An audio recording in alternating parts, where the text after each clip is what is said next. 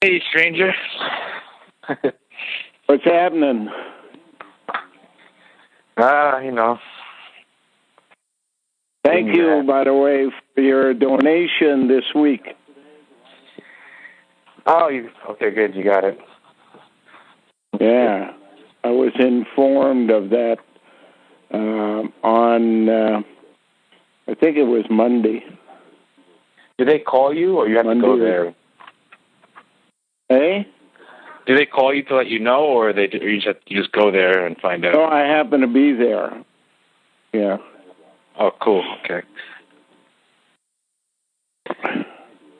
Yep. Did you return to work? Good. Yeah. From when? When did I? No Ebola in your house? No, we're Ebola free. Right. You're Ebola free. That's good. How about Jared?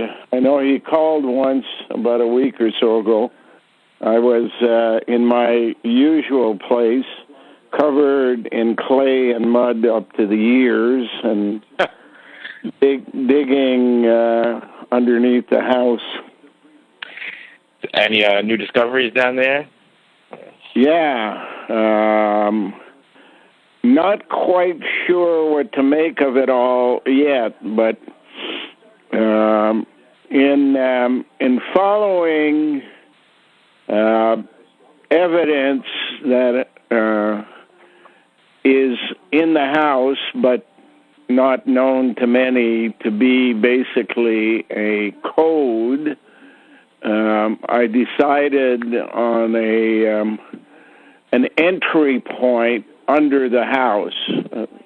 Up until recently, I had, in fact, been only dealing in the outside of the foundation. Right. I decided it was time to penetrate, if I got this coded information right, it was time to penetrate under the house, hoping the whole thing wouldn't collapse on me. And I did so, and in my journey, which traveled approximately 10 feet from the outer walls of the house, I encountered some granite-type rocks with white marble-ish inserts into it, shaped in the form of, one could say, a skull or a foot print, and other such things along the way that gave me a hint I was heading in the right direction. At about a depth of 4 to 5 feet, my hole had extended about 9 or 10 feet under the house, being careful to create situations where there would be support for the floor above. A number of stones, fairly large stones, I'd say basketball size, a little bigger than basketball, some football size, a little bigger than a football, but general shape, have markings in them that show different materials,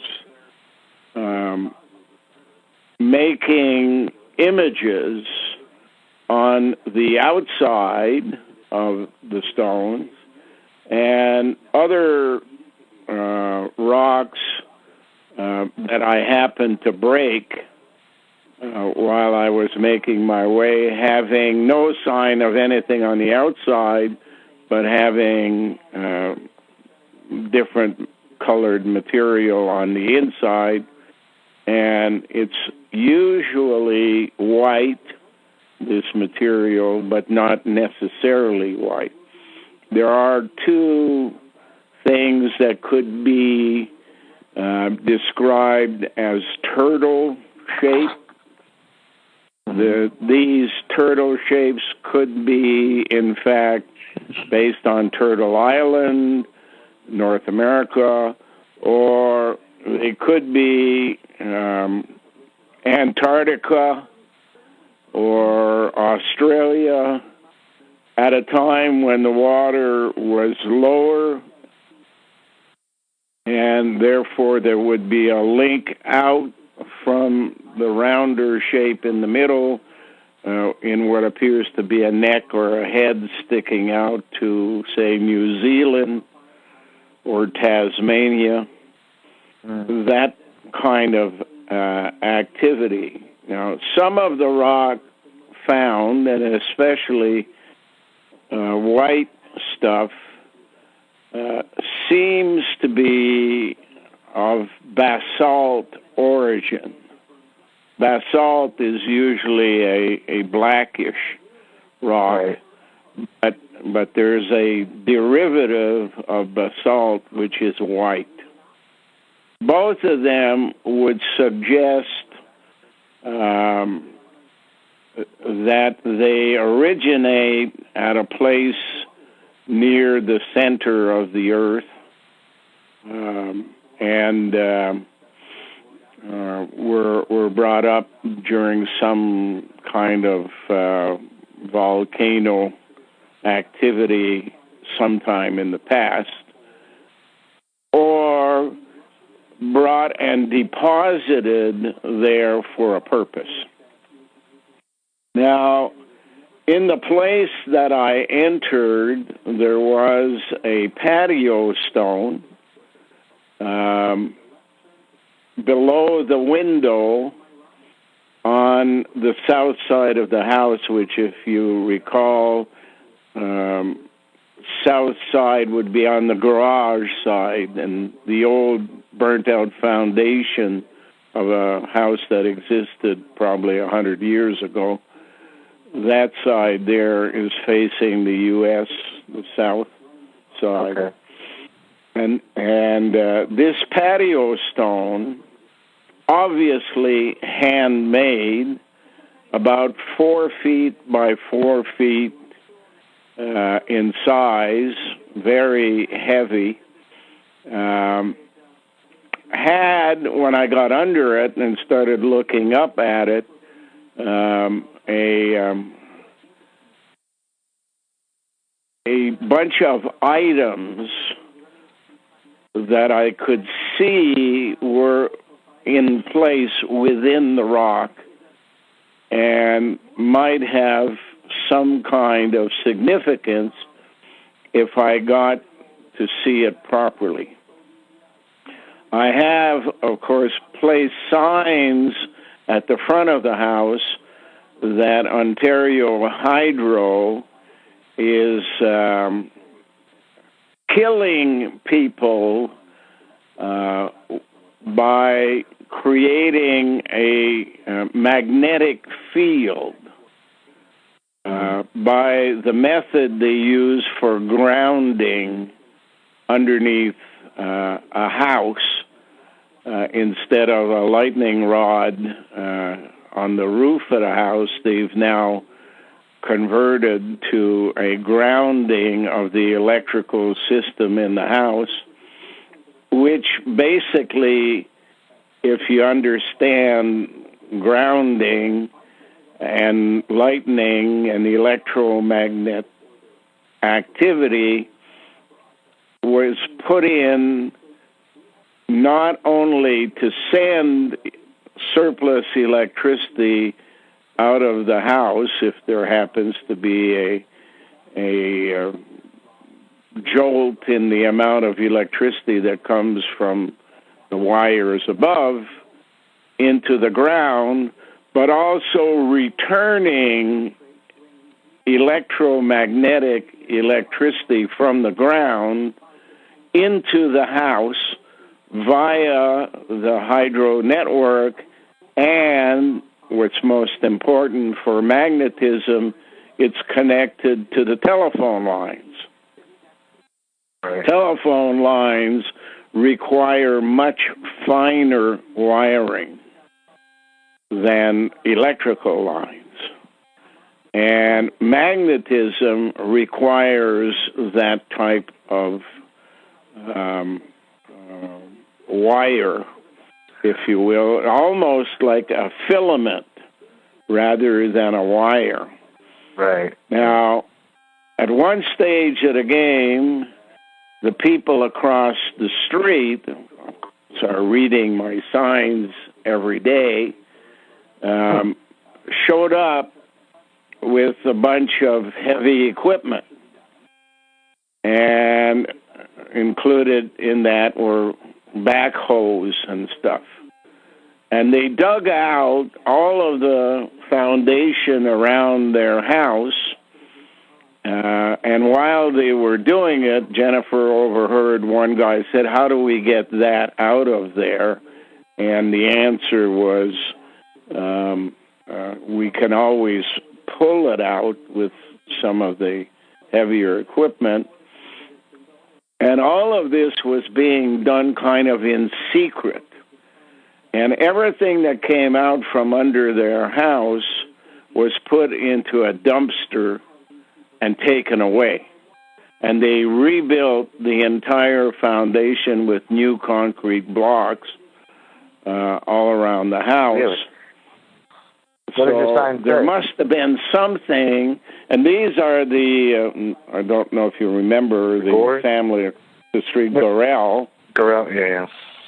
Gorell, which is linked to the word gore, which is, a triangle and very important in the 3-in-1 coding type of structure. What did your sign and they're both hydrologists. Oh, yeah. German in background, hydrologist in education, and there they are getting their whole foundation replaced. So they basically, they know you're doing yours or digging, and then they decided to copy you and replace it. Yeah, and they may have had something underneath their house that linked both properties, because water comes to our place from their place, and from our place further down to the creek. That's the slant of the land.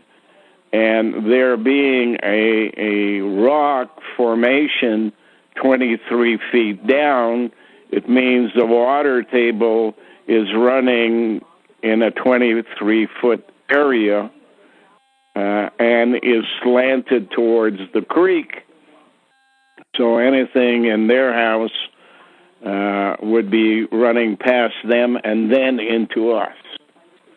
And the fact that people lived in this house before and died, and one of the girls lives next door now, had a child who has a disabled handicap, mental handicap, and so do the Gorells. Suggests that something in common. Now, a magnetic field, if you read Michael Faraday, going back to the 1800s, right, talks about all of the physical and mental problems that came to him and people around him due to his experiments. Just being close to a magnetic field acts like a magnet on the cells of the body. and attracts them and causes changes to the structure of the cells, the neurons, which basically operate on a very filament-like nerve structure, drag down towards this this magnetic pull, if you will, causing things like depression, and these are all things over time, can cause mental illness, can cause heart or lung problems because of clotting of the blood, can cause fat bottom ladies. You know, the pulling on everything towards the floor would explain how a normal shaped woman by the time of 27 or so ends up being very fat bottom, and many of those are found in Africa, where all of this probably began. In my particular case, over a 5-year period of sleeping in the basement, I developed a hernia, which is basically pulling things that would normally be located in the stomach down into the scrotum. And I've seen in a museum in Israel a statue that resembles what I have, where it's model of a man with a bag that extends almost down to the middle on the way to the knees, which is the result of a hernia, a breaking of something within the stomach, and the inability of the muscle structure to hang on to it in the stomach pulls it down into the scrotum. So with all of this health problem possible, I needed to investigate, first of all, if it existed underneath the house and what it might do to us if it wasn't repaired. Now, most people wouldn't make the connection, but the treasures of the Temple of Jerusalem included for a time a box that was described as the Ark of the Covenant. And the Ark of the Covenant could not be touched directly, had to be carried by 4 people with 2 long poles, so they were away from it. Right. And on top of the box is supposed to be 2 wings, of which something that wiggles jumps across, and they refer to it as a snake, but it's in fact an electromagnet. And what jumps across is electricity. And that, of course, was in a period in time between 1000 BC and 586 BC, when there was a revolt and the people were evicted from Israel and sent all over the world. But at a period in time of the Crusades, the Vatican got control of the area, and more than likely had control of that kind of box. Some people say it was taken to Africa. Other people say it was taken to different places in Europe, where every place it went, they were then involved in war and were basically, their economies were destroyed and everything, to a point where nobody wanted anything to do with this box. And they returned it to Israel, if that story is correct, where it disappeared. And the likely disappearance would have resulted in the Crusades fighting a war against the infidels, while the treasure was being taken out of Israel and brought to Spain originally, then to Wales in Great Britain, and then across the ocean and hidden someplace. People will say Oak Island is one possibility, off the coast of Nova Scotia. Other people have all kinds of locations. The cell believes that the Vikings, during that period in time, about 1000 to 1100 AD, were mercenaries, and they were for hire. And while the priests were learning lessons in Israel, the nuns were stealing the stuff for future use, and everybody paying attention to what's happening to the east, the nuns got the Vikings to bring the treasure to North America. And the men were sent to investigate the Great Lakes, while the women in the family were remaining someplace behind. Now, the men got all the way up to Lake of the Woods and Lake Superior and all of that region. That's why Minnesota's football team is called the Vikings.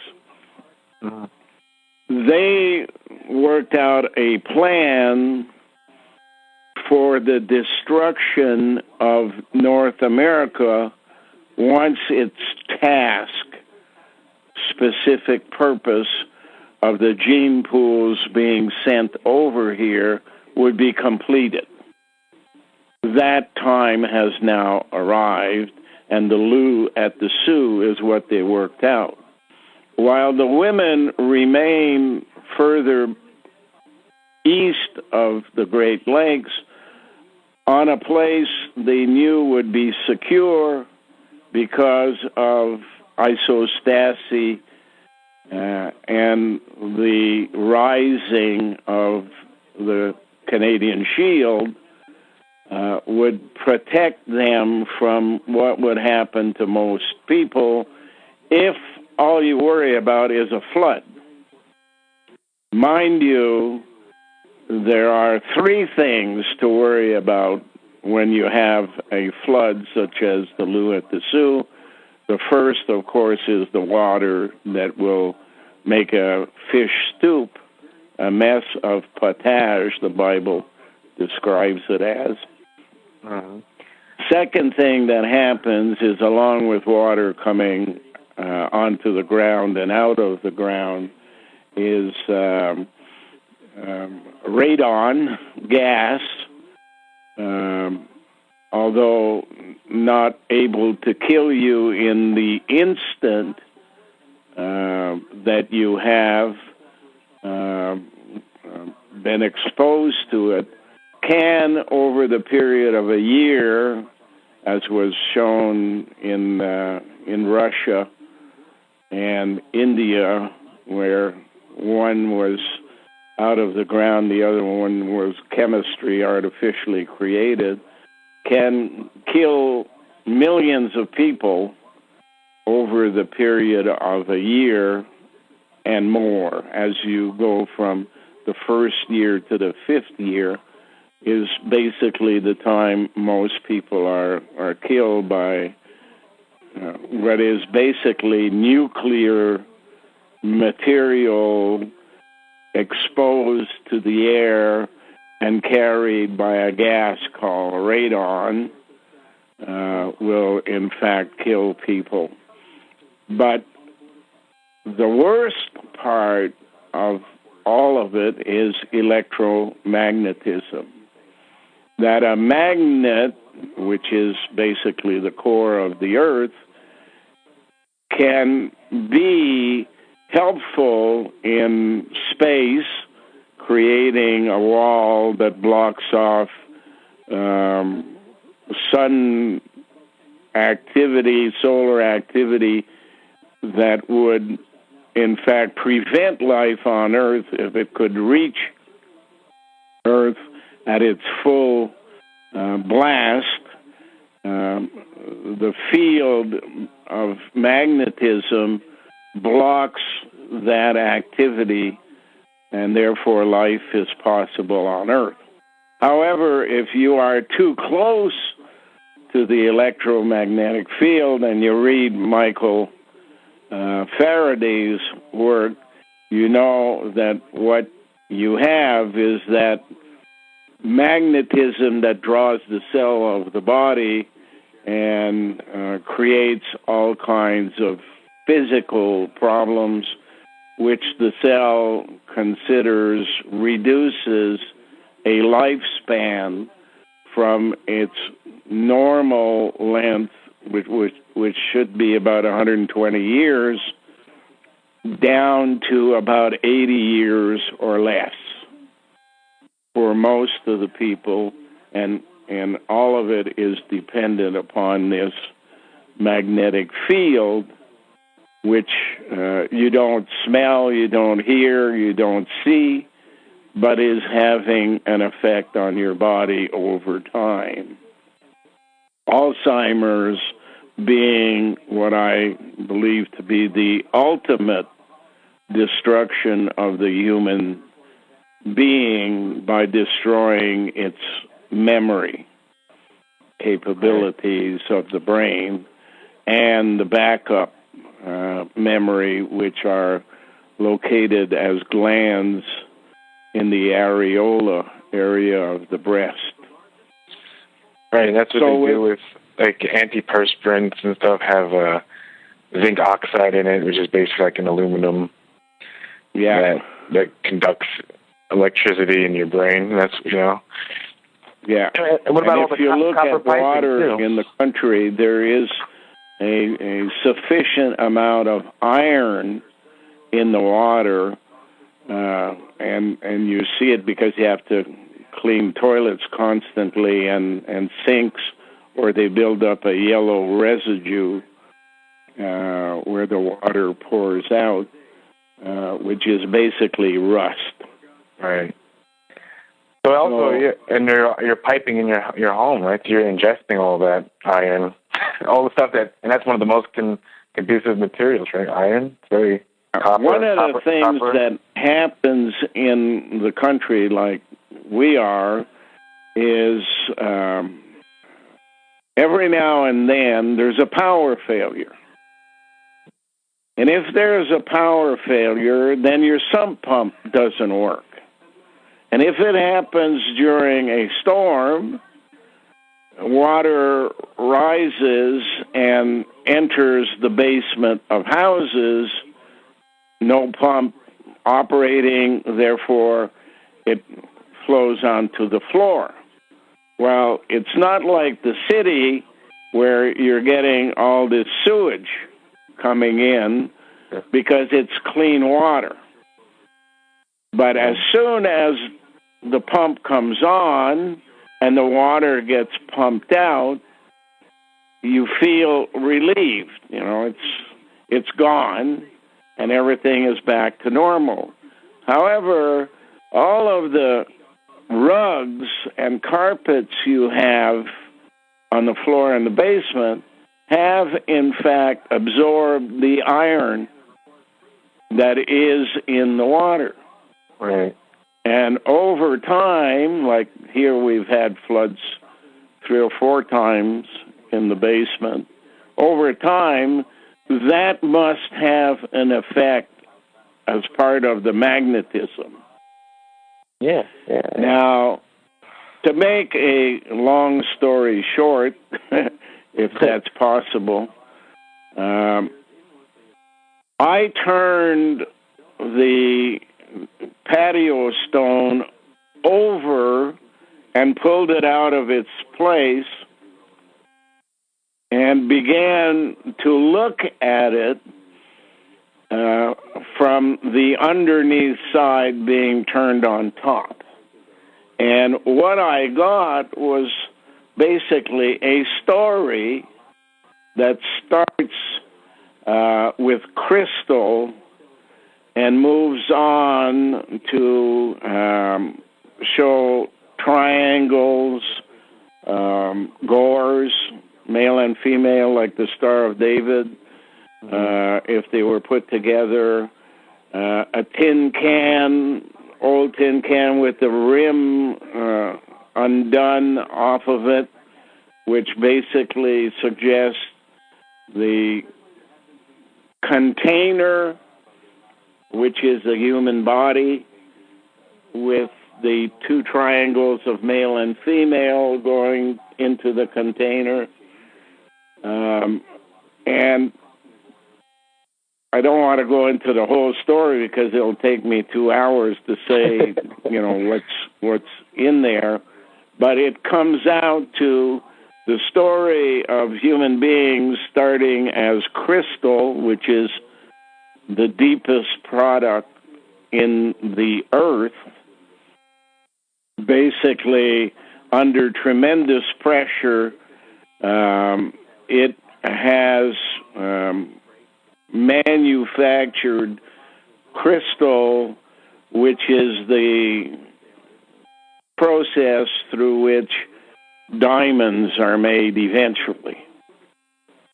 And the concept of Earth is that the center core of the Earth itself, which is 6,400 kilometers down to the center,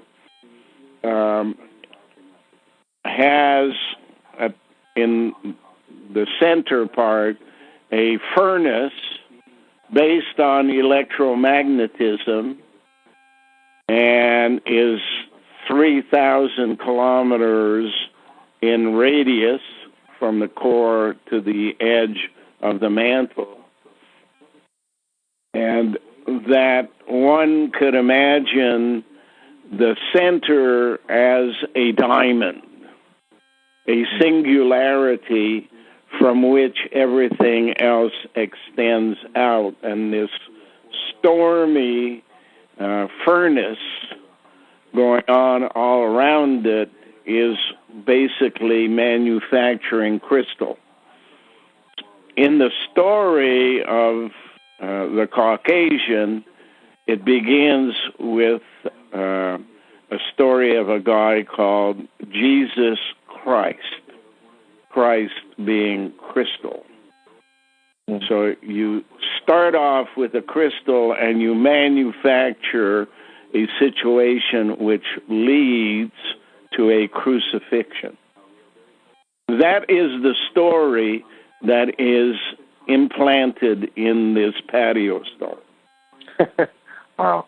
Broken into pieces, I was able to see a more complete story because hidden within the rock itself are things like the nails for the crucifixion, the filament wire for working magnetism through the system. Now, why would anybody build a patio stone to put a filament wire, something like you would have in a light bulb, right, through the rock?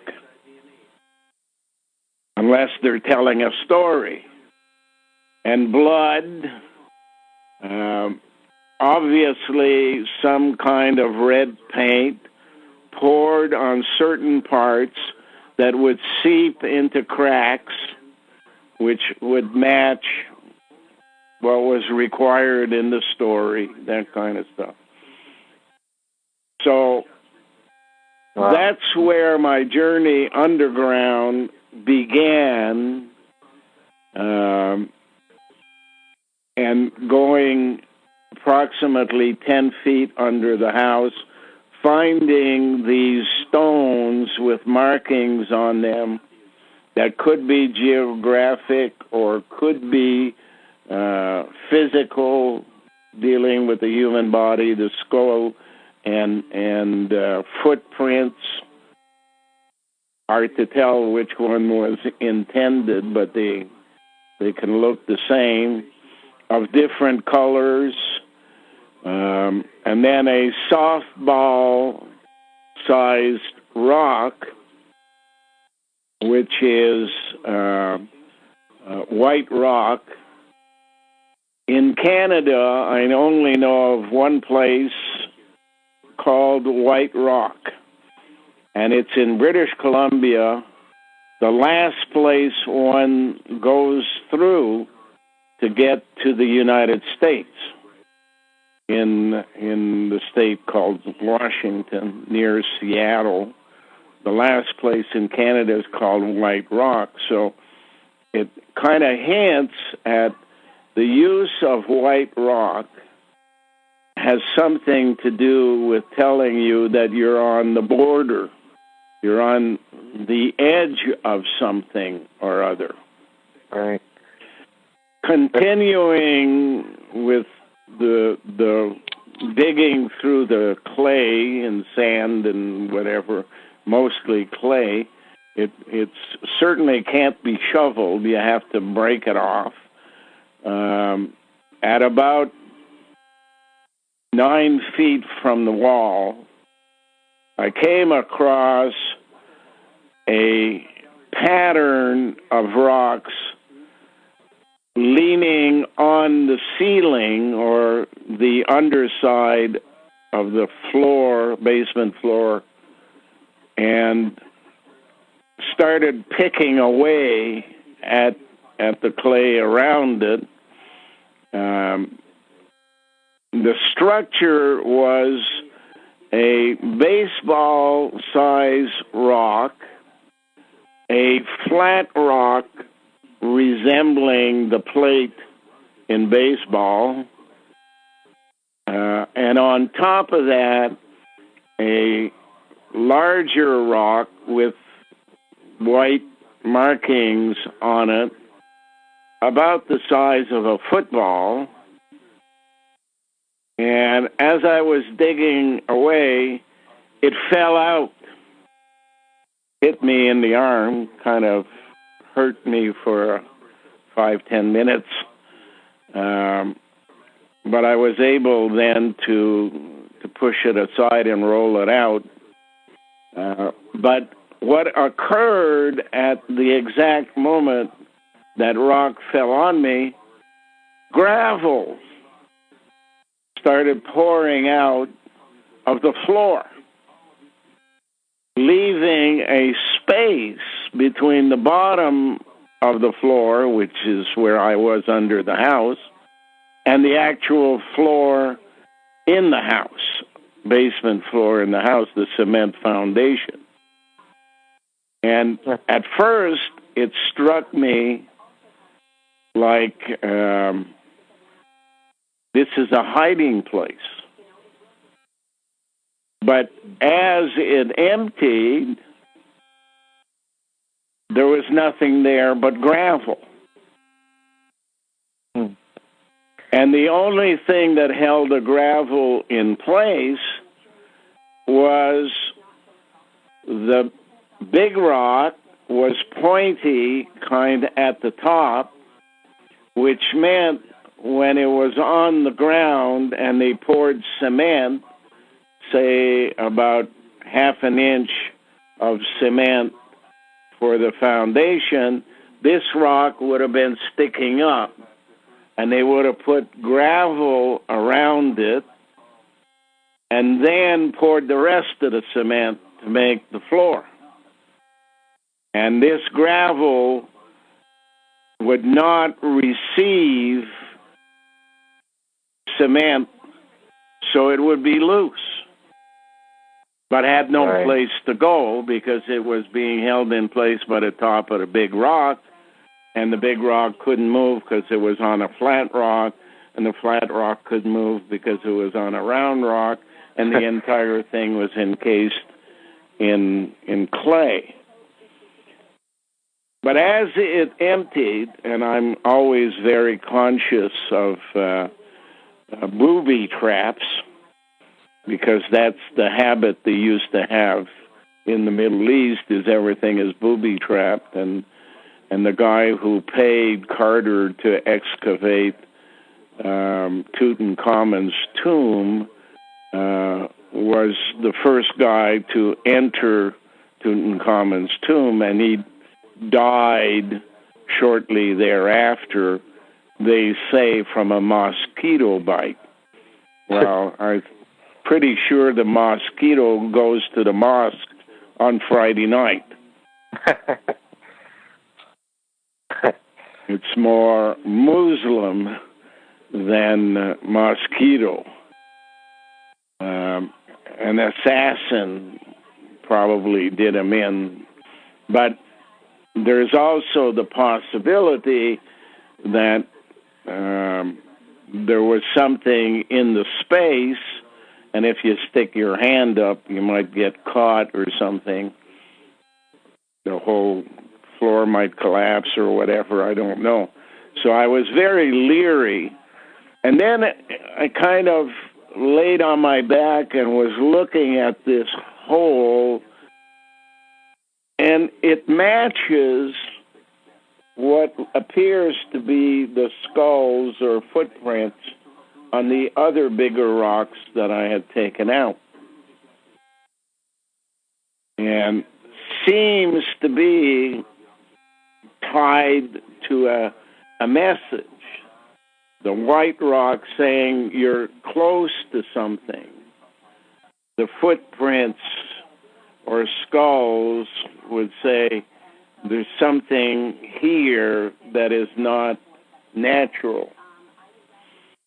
And I kept looking at it, and then the cell came over, and they were taking pictures of everything so that there would be a record off the property of everything that I was looking at. And they said, you know, you're 9 feet in, including the wall, and the Ark of the Covenant weighs 89 pounds. And that could mean 9 feet in, 8 feet down. And at this stage of the game, I'm about, say, 4 to 5 feet into the dig from the floor. But why would they put a space at one place in the floor, basically 9 feet from the outer wall, 8 feet from the inner wall, in the basement where I slept for 5 years and you spent a few nights down there?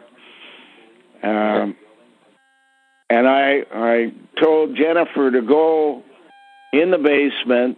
I was going to tap on the ceilings for me and the floor for her and tell me exactly where that was. And sure enough, when she went into the house and down the basement, looked at it, and I tapped, it came to be right at the foot of the bed. Now, they said, if there's an Ark of the Covenant or something derived from the concept of the Ark of the Covenant, located in the ground, it would be 8 feet down, 9 feet in, 8 feet down, 89 pounds is the message. Our address on the door is 908. Everything kind of matches that maybe in that hole is an electromagnet. Is it the Ark of the Covenant, or is it a model of it, or something natural, or whatever? It's suggested to me by the cell that whoever built the foundation is not the same persons who built the house. They're two separate teams. And that's the story of the temple. In Israel, Solomon builds the temple, but he does it with the help of cedars of Lebanon that are brought in by the king of Tyre on a foundation already built by his dad, David. And in the temple, you have basically 4 separate spaces. At the door of the temple, on the patio outside, is where people brought their donations. Sometimes it was food, and sometimes it was money or jewels or whatever. But priests at the doorway had to make a decision on whether it should be brought into the temple. Now, if the meat was filet mignon, it would be brought into the temple. But if it was hamburger, it would be barbecued at the door and called burnt offerings. Didn't qualify to enter the temple. If it was gold, it would enter the temple, and whatever was required to run the temple was used, and any surplus coins would be put in a box, and one priest had permission to enter the third space, which was called the Holy of Holies. So when you walk into the back room with the treasure, he had a chain and pulley system set up which would raise a rock from the floor large enough to walk into and go down into the Holy of Holies. Upstairs was the Holy, downstairs, Holy, Holy, and lay the box with gold or jewels or whatever down there. What he didn't know is that there was a Holy of Holy, Holy, built by his dad, which is a room under the room, so that when things were put in the Holy of Holies and only one priest was allowed to go in there, and of course it was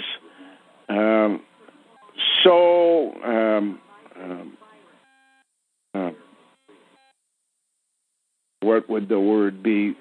So secure by the fact that only one priest could go in there, that a rope was tied to the priest's ankle when he went into the holy or down into the Holy of Holies, in case he died while he was in there. They could pull the body out and appoint another priest to go do that particular task. What he didn't know is there was a movable rock in the floor that David could go in after he had left and steal some of the wealth that was being hidden in the Holy of Holies. Now, that period in time was from approximately 1000 BC to 586 BC. So you have a period of 416 years where this process goes on. Burnt offerings at the door, treasure brought inside, the most valuable being taken into the holy, down into the Holy of Holies, the less valuable used for daily operation, and the treasure would build and build and build, but never seen by anybody except the one priest that had the right to go down there. So as they died and another one was replaced, he wouldn't know if there was something missing. The new guy didn't have a record of the things that were brought down there. And that's exactly like the nuns operate in the Vatican, is the priests go out and bring back treasure and information and stuff like that and put it in the archives, but they don't want to do the bookkeeping. So the nuns come in and do the bookkeeping. But the nuns can be pilfering at the same time and taking out information that eventually the people who are there in charge have no knowledge of. And yet the nuns have knowledge of it. And that's how genetic engineering made its way from the Vatican into monasteries, where nuns began to build a foundation for their control over the world called foundlings. And foundlings are babies that have been genetically modified, and over thousands of years, that modification gets tweaked occasionally so that each child born is task-specific, starting off with nasty barbarians at the beginning and ending up with civil servants who do what they're told at the end. And these intake people in governments and corporations really control the information that management gets, and therefore can cull the information to keep certain information away from management. And if you do that over thousands of years, you can infiltrate every operation that exists, whether they be government, corporations, hospitals, school boards, whatever, with what today we call women, or a number 10 on the scale of 1 to 6 is life on Earth and tasks on Earth. 7 is the place where you change things, you alter things, and then 8 being males, 9 being females, and 10 being women. But in poker, they talk about 7 come 11. So the 8, 9, and 10 have disappeared, and then they're working on the final product, 11, 12, 13, 14, 15, and 16 would, in fact, be a new generation of human beings made for space exploration. So all of the information put together, according to the cell, is, okay, something got hidden underground. A foundation away from the house for a new house was built in 1972. This is where something was built. And over the top of it was put a floor. And before the floor, markers as to how to get to certain places. If one were to want to retrieve this hidden whatever, one would normally have to be spotted digging outside of the structure like I did. And more than likely using a heavy-duty machine if you don't want to spend a year doing it. However, should you want to do it without anybody seeing you, you make sure there are no occupants in the house. You know the spot exactly by measuring 8 foot in from a particular wall marked out by another code, and you arrive at a point on the floor that with a sledgehammer you can break. And then dig down 8 feet, attach a lifting pulley system to whatever is down there, and lift it up into the basement of the house. Now, obviously, the size of the item would determine whether or not you could get it out of the basement, or if you would have to, say, set the house on fire. Now, the fact that this house is prefab and there is no plaster walls anywhere basically means if you lit the house on fire, it would burn to the ground. All you would have is the floor in the basement from where you can retrieve what the Bible calls unaffected by fire or water. And the fact that you have laid underground a number of rocks that have a mineral content of iron, starting with gravel all around the house, and magnetism being brought around, the mode of transmission being water, until it enters a capture system such as a cabling of hydro wires and telephone wires to affect things in the house. The heat of a fire could, in fact, create the necessary heat on the rocks that they would explode.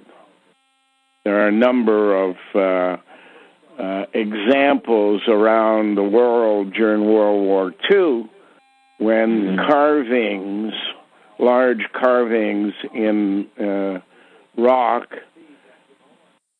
blew up when there was a bombing and a fire, because they contain iron. And iron expands or contracts at a different rate than granite. And since it can't get out of the rock, it does exactly what you get in a volcano. The heated rocks, which are a combination of iron and granite and stuff, basalt, are coming up the volcano. They hit the top and build up pressure. On top is usually a lake, because volcanoes have, in fact, blown up years before and then stopped blowing up, and that creates the bowl shape that is on top of a mountain that's a volcano, and the heat builds up below it, and all of a sudden there's a piercing between the rocks below and the lake above, and the water coming down, cold water hitting the hot rocks, cause them to explode. And depending on where the weak spot is, it will either blow the side out of the mountain, like Mount St. Helens, or blow the top of the mountain, like Vesuvius. Yeah. That is exactly the structure that we see here. And in asking the cell why here, they said because it is to be the site of the next temple. There will be, and we've been talking about this for 5-6 years now, a World War III, which I believe is being begun now with the concept of ISIS, and will build and build and build until it becomes nuclear, and the Middle East will be destroyed by nuclear bombs from Pakistan and Iran and North Korea and Japan and Israel and Jordan and Syria and what have you.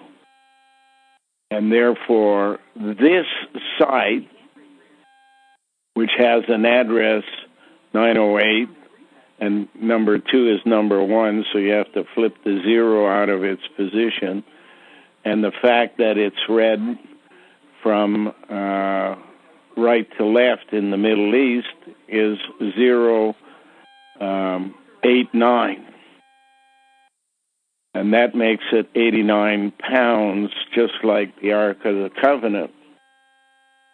And the fact that the temple grounds in Jerusalem occupy a space of 34.2 acres, which is exactly the same thing as here, suggests that this place has been chosen by nuns to be the home of genetic engineering in a larger context based on Norse mythology. Yeah. Where on one side you have the military, known as In Her Jar, and then you have Valhalla with Odin running the show for defense of the system, the political gang, and beside it, the women genetically engineering the bodies that will be used for space travel. which, of course, has to be 3 in 1, like the toonie. It looks like a woman, strong like a man, but is run by a computer communications technology system whose headquarters is the Moho discontinuity. So the men think they're going to be in charge by being hidden inside the structure. The women think they're going to be in charge because they are the outside rim of the structure of the walking new bodies. But in fact, technology, artificial intelligence is in charge. Yeah. Computers learning from computers in the upper mantle of the earth as they explore the universe.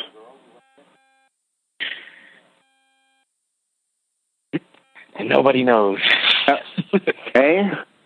And nobody knows. And nobody knows. And creation is saying it's beyond the time where this gang can be helped.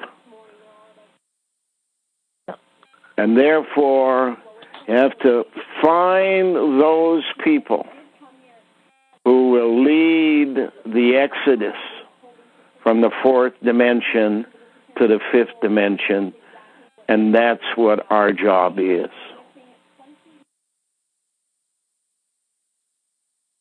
$7 billion people are alive today on the planet. 7 billion people have lived and died here on the planet. Not an accident. The number is 7. 2 sevens is the number used by the insurance industry and the medical profession. 17 is James Bond, 007. Yeah. The right to murder a single individual is the mafia's job. Mm-hmm. The medical industry can murder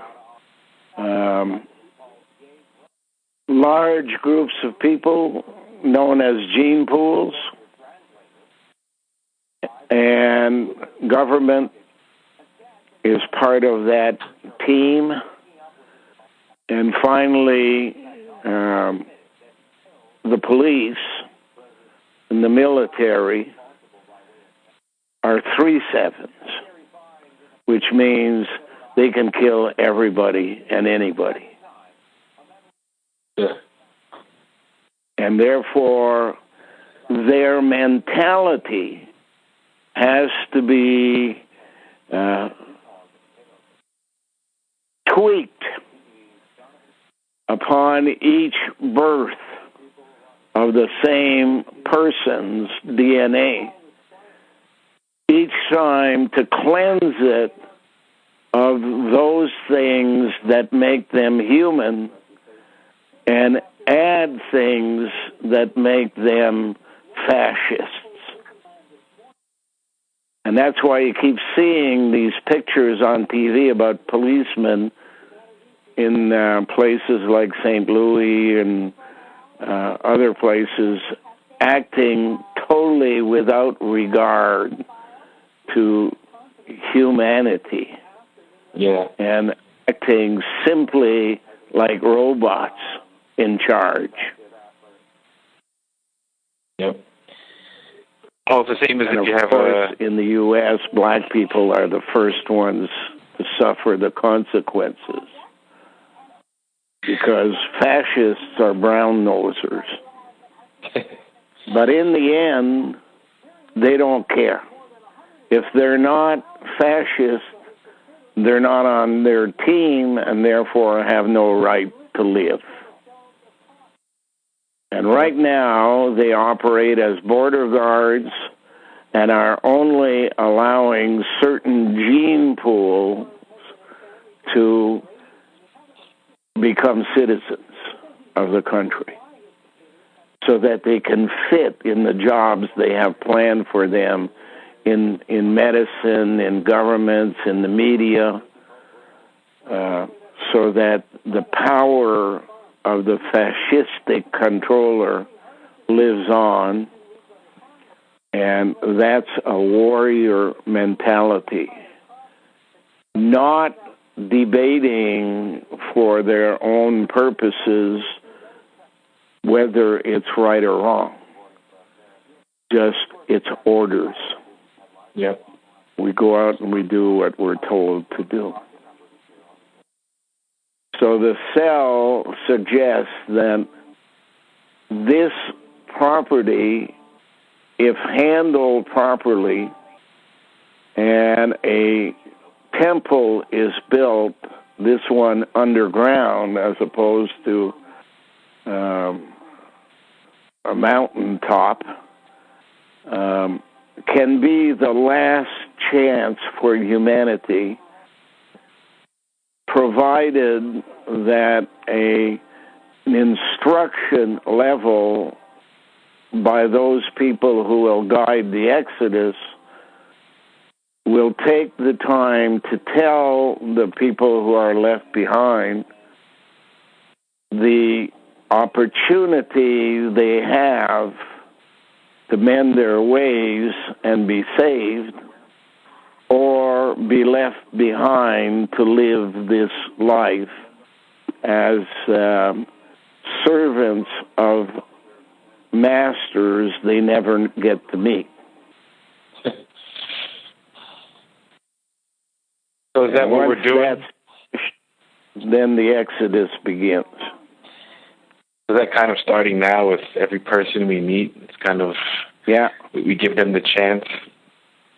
Yeah. What we present, Yeah.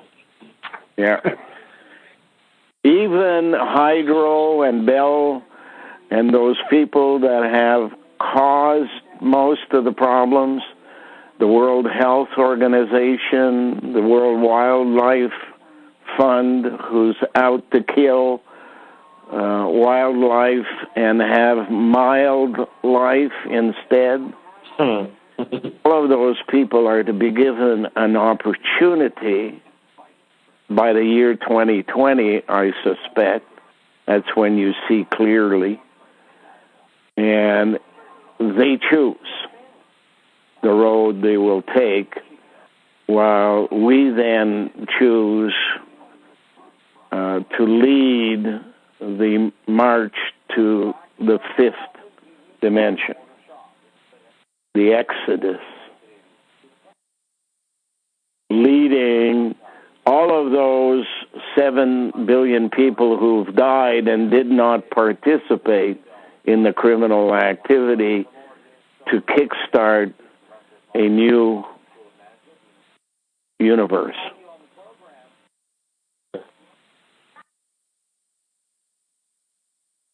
Let's go. Yeah. And the number of people in this final team is dependent upon their actions now, what they do now, and when they arrive at creation's door, which is called purgatory to religious people, the group will be larger than the number needed, but creation itself will make the final decision as to who will occupy a seat in this new universal cabinet, if you will, and lead the group out, while the other ones will come along but not be part of that leadership. It all depends upon task orientation and lack of hypocrisy. Yeah. Those are what I understand to be the keys to the choices of the cabinet, the eventual cabinet.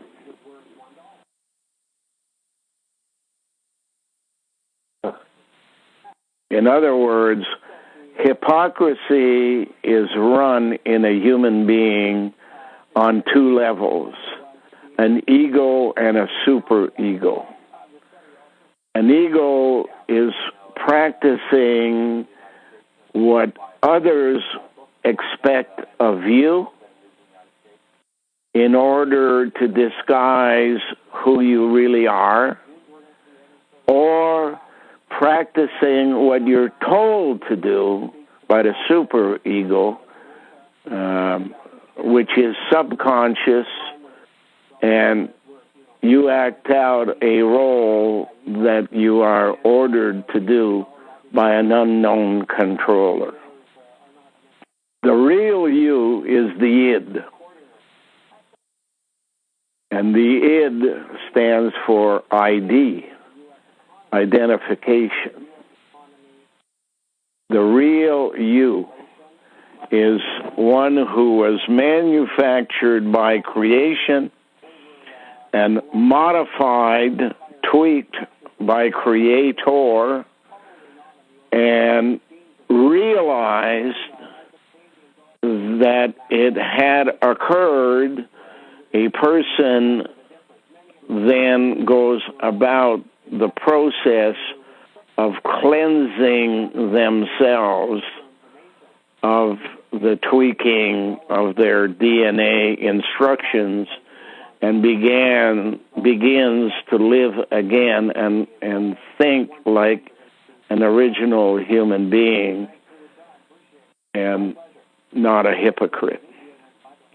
Got to remember that Christian Church, the Vatican, began by two cities in North Africa called Hippo, sending their people, and the hippo is the model of the hypocrite,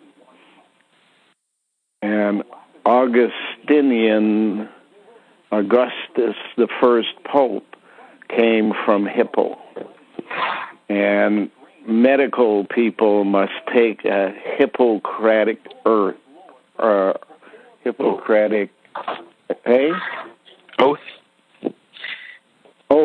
yeah.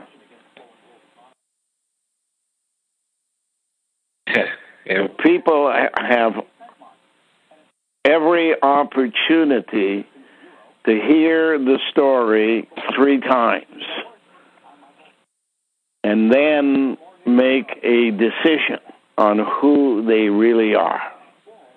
Most people will not respond because they have bought into their program. Hang on a second, I gotta go to the bathroom. I'm back. Welcome back.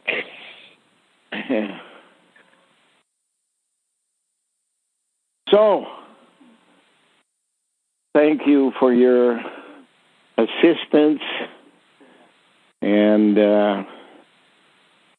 it's much appreciated, but not a necessity to help out,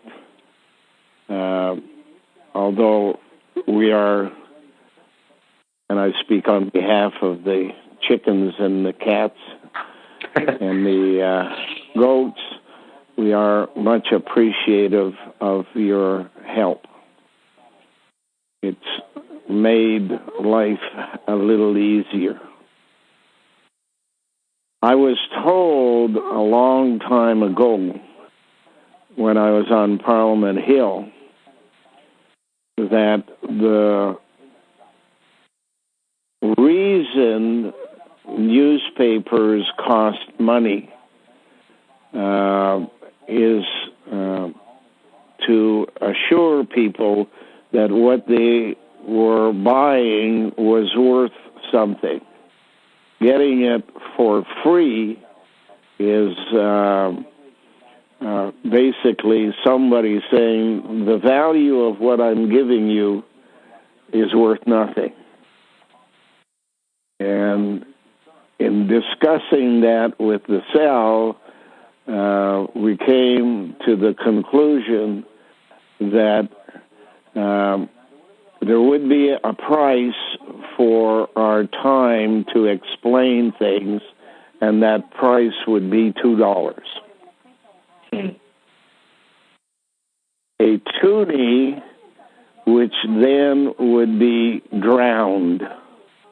The toonie being the symbol of the 3-in-1 space exploring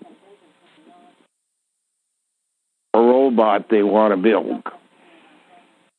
And therefore, a tub filled with magnetic water was placed out in front of the garage, and each one threw a toonie in it. And it's right beside a large number 7, which basically means a permanent change about to occur.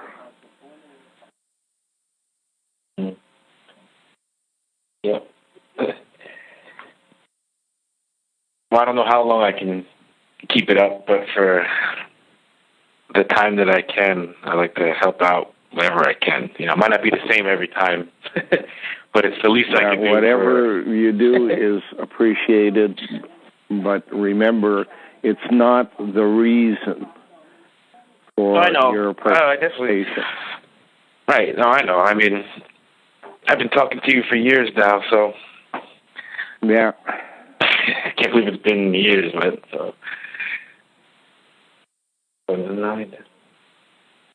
Almost 6 years talking to you, so... I only just started paying now. Oh. But, you know, no, it's like it's the least I could do. You know, if I could help out, I could spend $100 on bullshit here, right? So... Yeah.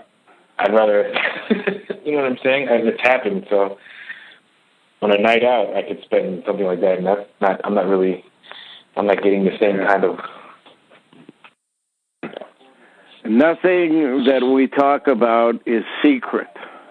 Yeah. You have the right to repeat it to anyone who will listen. Who will listen? Yeah, you don't repeat it personally to an individual who doesn't want to hear. Yeah. You have an obligation to tell them once. On occasion, tell them twice. But tell them 3 times and you're nagging if they don't want to hear. Yeah. I heard a good analogy. It's like if someone's, it's 3 a.m. and you walk into someone's bedroom with a flashlight and you shine the light in their face, they're going to get angry and mad at you, right? You're waking them up. Like, they don't want to be woken up, so. Yeah. Good analogy. I also remember the one you said, don't argue with people who are drunk, even of politics, religion, or anything, So. Yeah. Got to remember that. That's a good one. Yeah. I don't really, it's kind of, I don't necessarily go into the whole premise with them. My answers to whatever they're asking or the way that I answer, exchange in the conversation will be grounded in the premise. So I don't necessarily explain everything start to finish unless they start really wanting to know something. But I kind of just, my responses are all grounded in, the premise of our discussion. Yeah. Well, you're kind of a outlier messenger from the farm, and passing on the word to people who wouldn't otherwise get a chance to at least reflect upon the possibility is important. Right. Yeah.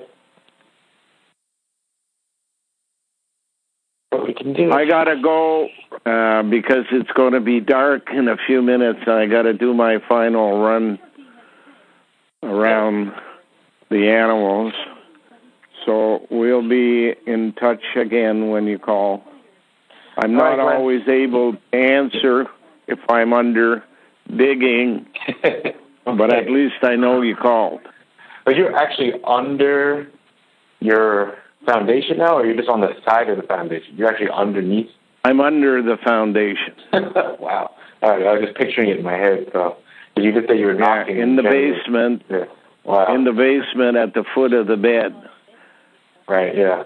By the stairs, kind of, right? That side? Yeah. Wow. Yeah. Okay. And I probably have, before I can get down to 8 feet under, I would have it about another 4 feet, and it will probably take about 4 months, about a foot a month, to dig out and carry out the dirt in pails that I can lift, and clay is very heavy, right? When it's wet, and so about a month, a foot a month, to make enough room in a hole that I can turn around in. Okay. And if I do find an electromagnet down there, then the possibility is of getting electrocuted if one of the possibilities of booby trapping is correct. Wear your rubber boots. Yeah, I accept the fact that I am being injured every day by magnetism as I proceed to do this, but only I had enough of the information to make that possibility secondary to saving the universe if we can. Saving the people of the universe if we can. The universe is pretty well done. As the 3 universes that came before it were done, and if you look at it as planets, the planet Mars used to be much the way Earth is today. And Earth will be much like Mars at some time in the future. And Venus will take over as the planet from Earth as the sun gets smaller and smaller, and then eventually goes through a supernova where it then turns into a black hole and attracts everything into it again.